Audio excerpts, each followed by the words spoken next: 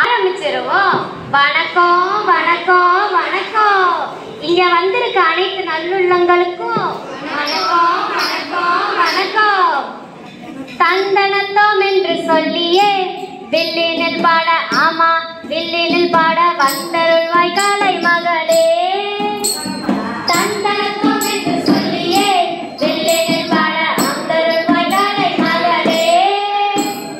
ஆண்டுகள் பல கடந்த ஆசிரியர் பள்ளி என்றும் ஆலமரம் போல் தலைத்த வில்லா வச்சு பாட வந்தோம்.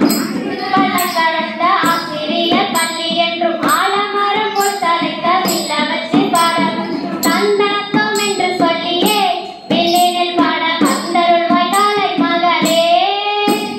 தந்தனத்தோம் என்று சொல்லியே வில்லினில் பாட வந்தருள்வாய் காலை மகளே. பாட்டும் பாடியாச்சு. அப்புறம் என்ன? சரி, நம்ம நாட்டு நடப்பை பத்தி அலசலாமா? அலசி ஆராய்ச்சிருவோம். ஆனா கொஞ்சம் பசிக்கிற மாதிரி இருக்கு. நான் போய் சாப்பிட்டு வந்துட்டா? எப்ப பார்த்தாலும் திங்கிறதுலே இரு. இப்ப சாப்பாடு பிரச்சனை தான் பெரும் பிரச்சனையா இருக்கு. என்னை விட்ட நான் போய் சாப்பிட்டு வந்துடுவேன். சாப்பாட்டுல என்னக்கா பிரச்சனை? மழை இல்ல, விவசாயம் இல்ல, விவசாயிகளுக்கு வாழ்க்கை இல்ல, அப்புறம் எப்படி நமக்கு சாப்பாடு கிடைக்கும்? மழை பெய்யாம இருக்கிறதுக்கு நாம என்னக்கா பண்ண முடியும்? என்ன பண்ண முடியுமா? நாம செய்யற சில காரியங்களாலதான் மழையே வர மாட்டேங்குது. நாம என்னக்கா பண்றோம்? வில்லு பாட்டு தானே பாடுறோம். அது நம்ம தப்பா? உனக்கு சொல்லி புரிய வைக்க முடியாது. பாடுறேன் கேளு. ஆத்தோரத்திலே ஆலமரம் ஆலமரம் ரோட்டோரத்திலே வேப்ப மரம் புளிய மரம் ரொம்ப இருக்கு. ஆத்தோரத்திலே ஆலமரம் வேல மரம் ரோட்டோரத்திலே வேப்ப மரம் புளிய மரம் ரொம்ப இருக்கு. அந்த மழை பெய்ய இந்த மரம் தான் காரணம். மரங்களை வெட்டி வெட்டி சாய்க்கிறோமே.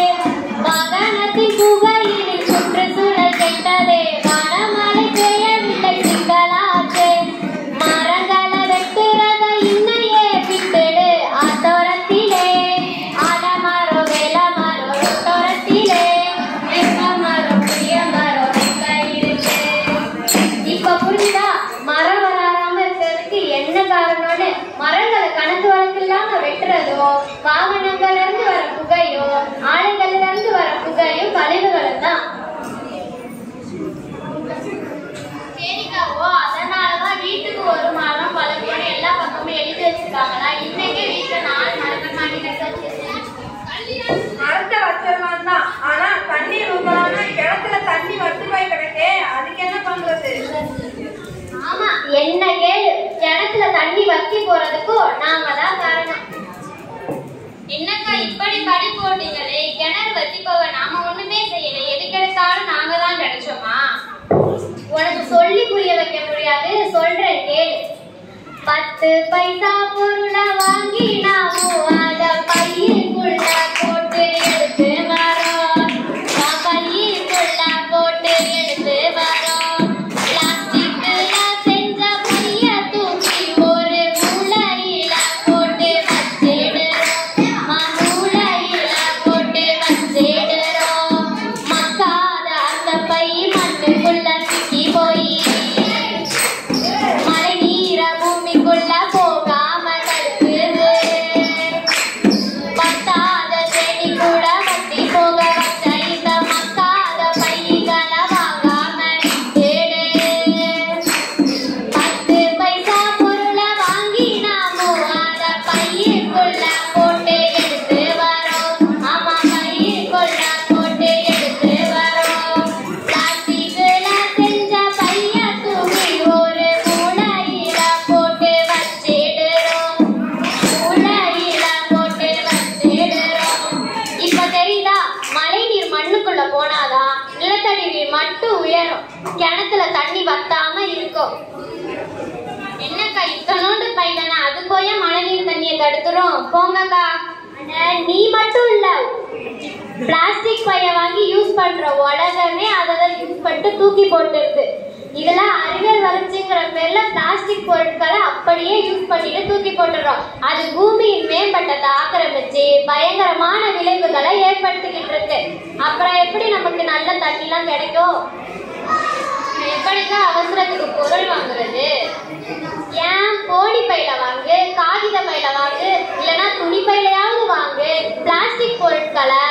பயன்படுத்தவே கூடாது. பிளாஸ்டிக் பொருட்களை மறுசுழற்சிக்கு அனுப்பலாம். பிளாஸ்டிக் பொருட்கள் பயன்பாட்டை குறைக்கலாம். இப்படி பல வழி இருக்கு.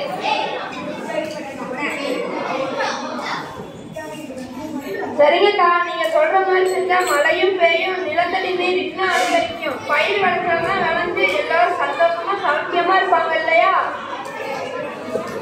ஆமா, இருக்கும். கண்டிப்பா மகிழ்ச்சியாதான் இருக்கும். நாம எல்லாரும் சேர்ந்து சுற்றுச்சூழலை பாதுகாக்கணும். அதே மாதிரி பாதுகாப்பான உணவுகளை தான் திங்கணும். உணவுல என்னக்கா நல்ல உணவு கெட்ட உணவு? அந்த காலத்துலலாம் இயற்கையா விவசாயம் செஞ்சாங்க. இப்ப உரமே இல்லாம பூச்சி மருந்து பூச்சிக்கொல்லின்னு தாவரத்தையே செயற்கையா மாத்திட்டாங்க. அப்புறம் எப்படி நமக்கு நல்ல சாப்பாடு கிடைக்கும்? அதனால நாம எல்லாரும் சேர்ந்து இயற்கையான உணவை மட்டும்தான் உண்ணணும். பிளாஸ்டிக் பொருட்களை தவிர்க்கணும். அதனால நாங்க இனி இயற்கையான உணவை மட்டும் தான் சாப்பிடுவோம். பிளாஸ்டிக் பொருட்களை தவிர்ப்போம்பா. இனிமேல் வீட்டு மரம் வளர்ப்போம், நல்ல காற்றை சுவாசிப்போம்.